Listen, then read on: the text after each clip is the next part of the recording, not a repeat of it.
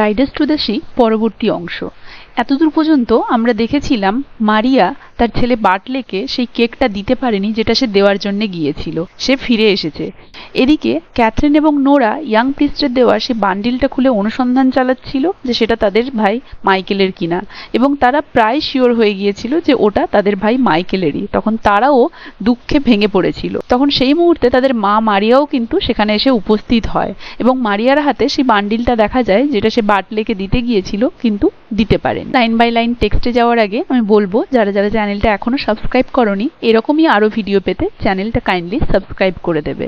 আমার এই চ্যানেলে তোমরা ক্লাস 11-12 এর ইংলিশের সমস্ত ভিডিওস পেয়ে যাবে। এছাড়াও ইংরেজি অনার্সের এবং যারা যারা এমএ করছো তাদের সিলেবাসেরও অনেক গুরুত্বপূর্ণ টপিকের ভিডিও তোমরা আমার চ্যানেলে পেয়ে যাবে। এরপরে দেখো লাইন বাই লাইন টেক্সটে চলে যাই। নোরা দেখলো তার মায়ের হাতে যে বান্ডিলটা তারা দিয়েছিল সেই কেকের বান্ডিলটা এখনো রয়েছে। দুজনে মিলে বুঝতে পেরেছিল তাদের মা মারিয়া যখন রুমে ঢুকেছিল তাকে অনেকটা বিধ্বস্ত অবস্থায়, অন্যমনস্ক অবস্থায় দেখাচ্ছিল এবং তার হাতে সেই পুটলিটা, কেকের পুটলিটা এখনো রয়েছে। You didn't give him his bit of bread. Kathleen সেই বান্ডেলটার দিকে, কেকের ওই বান্ডেলটার দিকে পয়েন্ট আউট করে বলল যে তুমি কি এই ব্রেডটা এখনো দাওনি ওকে? মৌরিয়া বিগিনস টু কিন সফটলি উইদাউট টার্নিং রাউন্ড। দেখো মারিয়া কি করলো, মারিয়া তার দিকে না ঘুরেই বিগিন টু কিন সফটলি মানে বিলাপ করতে থাকলো softly. Kathleen did you see him riding down, তুমি কি তাকে দেখেছো? তার সাথে কি তোমার দেখা হয়েছে? মৌরিয়া গোজ অন কিনে। মারিয়া ক্যাথলিনের কথার কোনো উত্তরই দিল না, সে বিলাপ করতেই থাকলো, কাঁদতেই থাকলো। Kathleen a little impatiently. Kathleen কিছুটা বিরক্ত হয়ে God forgive you isn't it a better thing to raise your voice. ভগবান তোমার মঙ্গল করুক, তুমি কি কিছু বলতে পারছো না? মানে কান্নাটা থামিয়ে তুমি কি দয়া করে কিছু বলবে? And tell what you seen, কি দেখেছো তুমি সেটা কি বলবে? Then to be making lamentation for a thing that's done, মানে যে জিনিসটা ঘটে গেছে সেটার জন্য বিলাপ না করে দয়া করে কি তুমি তোমার মুখ ফুটে বলবে কি দেখেছো? Did you see Bartley? I am saying to you, তুমি কি বার্টলেকে দেখেছো? হ্যাঁ আমি তোমাকেই জিজ্ঞেস করছি, মানে যা হওয়ার তো হয়েই গেছে, তুমি কি দয়া করে কান্নাটা থামিয়ে বলবে যে তুমি কি দেখেছো? Maurya with a weak voice. মা মারিয়া তখন ক্ষীণ গলায় বলল my heart's broken from this day, আমার হৃদয়টা আজ থেকে ভেঙে গেল। Kathleen as before. ক্যাথলিন যেরকম আগে জিজ্ঞেস করছিল একইভাবে জিজ্ঞেস করছে ডিড ইউ সি বার্টলে, তুমি কি বার্টলেকে দেখেছো? Maurya I seen the fearfullest thing. তখন তাদের মা মারিয়া বলল আমি ভয়ঙ্কর কিছু দেখেছি।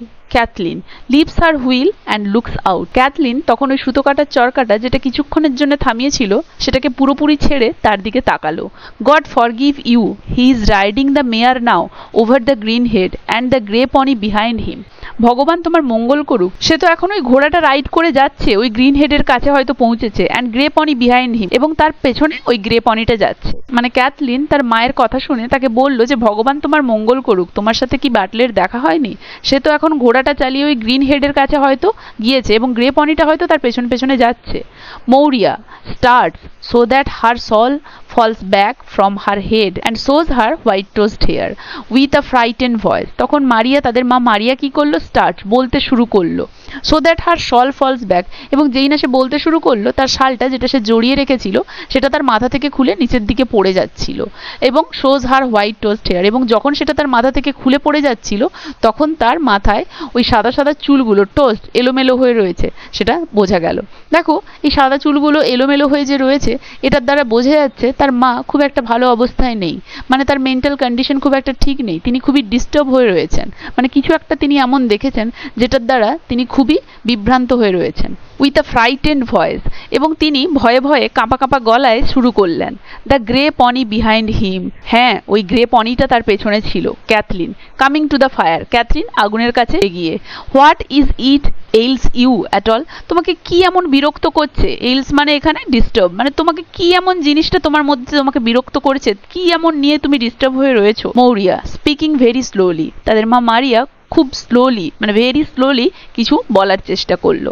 I have seen the fearfullest thing any person has seen since the day Bride Dara seen the dead man with the child in his arm. তখন তাদের মা মারিয়া খুব স্লোলি বলতে শুরু করলো যে I have seen the fearfullest thing, আমি সব থেকে ভয়ঙ্কর একটা জিনিস দেখেছি। কি সেটা?